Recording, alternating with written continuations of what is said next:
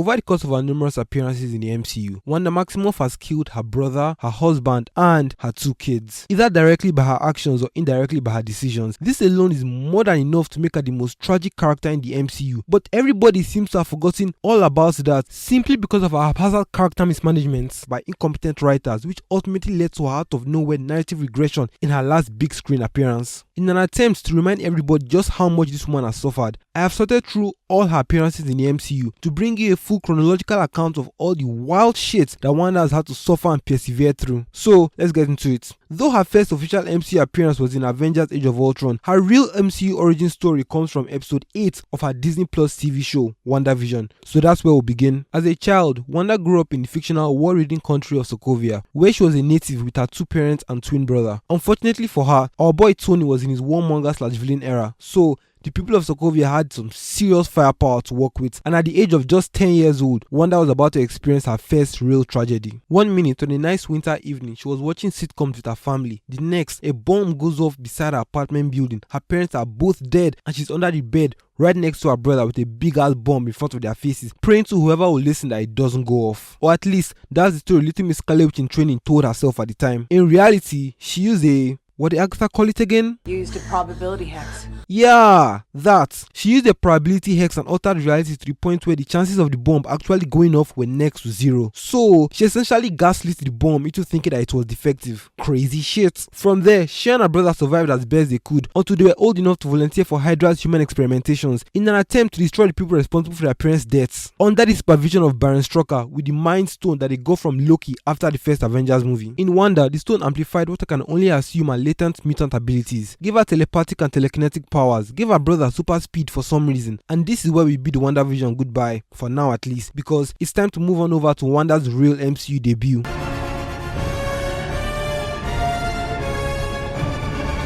She starts out the movie in an undercover underground Hydra base in Sokovia that the Avengers are currently raiding with the aim of obtaining Loki's scepter and stopping the human experimentation. They're cutting through Hydra's defenses pretty easily and getting closer, so hungry for some action and unable to turn down the opportunity to fuck with the guy they believe literally killed their parents, the twins go out into the field and start causing some problems. The Avengers ultimately dismantle the base, but before it all goes to shit, Wanda manages to make Tony see his worst nightmare, which leads him to create Ultron, who, as we all know, breaks loose, goes rogue, and teams up with Wanda and her brother because they all have the same objective: to end the Avengers, or so he tells them. By fusing organic tissue with black market vibranium obtained from Ulysses' claw in Africa, Ultron creates a permanent body for himself. Halfway through transferring his consciousness to the semi-organic body, Wanda is now able to read his thoughts and sees that he aims to literally destroy the world. Wanda and Pietro, not wanting to not be alive anymore, abandon Ultron and end up siding with the Avengers instead. During the final battle, while trying to save Hawkeye and the little boy, Pietro gets shot to death by Ultron, and despite being outside her field of vision, Wanda immediately feels it deep within her soul as she lets out a deep, agonizing scream as she falls to the floor in pain. The person she survived with for so many years, the only person she had in her entire life, the one other human being besides her dead parents that really knew her and loved her for who she was, is now gone forever, and she didn't even get to say goodbye. This is the second tragedy of Wanda Maximoff. 11 Wakandans were among those killed during a confrontation between the Avengers and a group of mercenaries in Lagos, Nigeria last month. In Civil War, she accidentally kills a bunch of people in Lagos, Nigeria, which is where I'm from and how it's actually pronounced. Lagos, not Lagos. But that was more of a thing that made her feel guilty for a while than it was the deeply rooted tragedy that haunts her as a person. This is also where the foundations of her relationship with Vision were laid, as she found solace within the affections he had for her after the death of her brother, latching on to the next person she thinks will be able to keep her from completely falling apart as a deeply broken person. It's not until Infinity War where we find out that they've been dating for about 2 years. We first meet them in a hotel room where Vision expresses concerns about the Mind Stone on his forehead to Wanda. She uses her powers on it, detects nothing, and says this: I just feel you.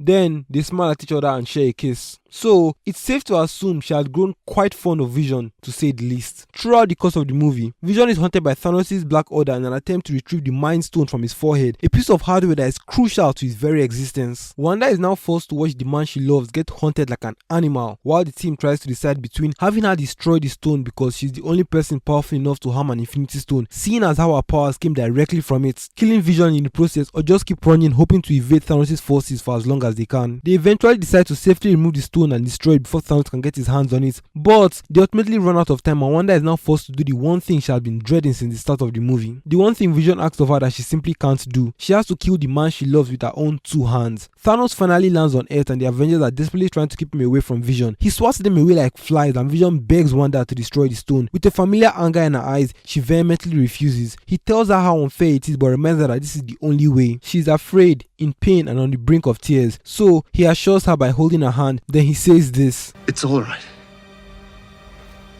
You could never hurt me. I just feel you. Calling back to her line from the start of the movie, right before their first ever on-screen kiss. With tears in her eyes, she destroys the Mind Stone, simultaneously killing the man she loves, losing the second person outside of her parents who truly knew and loved her for who she was. And as if that wasn't bad enough, she had to watch Thanos bring him back to life with the Time Stone just to rip the Mind Stone out of his forehead, killing him all over again, essentially watching him die 2 painful deaths right before her eyes within the span of a few minutes. This is the third tragedy of Wanda Maximoff. After the events of Endgame, she tries to recover Vision's body so she can bury it and give herself some sort of closure, but after seeing his lifeless corpse being ripped apart for spare parts, she goes to feel his forehead as she did in Infinity War. Then with tears in her eyes, she says, I can't feel you. And goes back to her car, drives to Westview, the place where Vision apparently purchased a plot of land for them to build a house and grow old in. She gets on the property, sees his handwriting on the leaflet, walks to the center, imagines the life she could have had with Vision, breaks down into tears, falls on her knees, similar to how she felt when her brother died. Overwhelmed with sadness, grief, pain and anger, she lets out a painful cry, releasing a strong wave of magic that warps reality around her, creating a house on the empty plot of land. And with the memories of all the TV shows she watched with her family, she creates a sitcom reality that surrounds the town she's in. Then through the power of love persevering, manifests a new vision and proceeds to allow herself be engulfed and completely subsumed by the craziness of the world she has just created. She eventually creates equally fake children within the context of her new mini reality. Twins, just like her and her dead brother. And after deluding herself for 9 episodes of a TV show that had so much potential, she inevitably makes peace with the fact that none of this is real, accepts that she's alone, and ultimately dismantles the fictional life she created for herself, releasing all her psychological hostages and killing the family she wanted so badly. This is the 4th tragedy of Wanda Maximoff. Then she goes on a murderous rampage in the second Doctor Strange movie, hunting down a teenage girl across dimensions with multiple Lovecraftian space monsters, killing a bunch of innocent wizards in Kamar-Taj, possessing the body of her variant in an alternate reality, slaughtering the nostalgia bait, cameo fest, fan service, member berries excuse for an alternate Avengers, Illuminati, proceeds to traumatize the kids of the variant of herself that she possessed, realizing she's being a totally uncool bitch right now, and drops a temple on her head, allegedly ending her whole situation.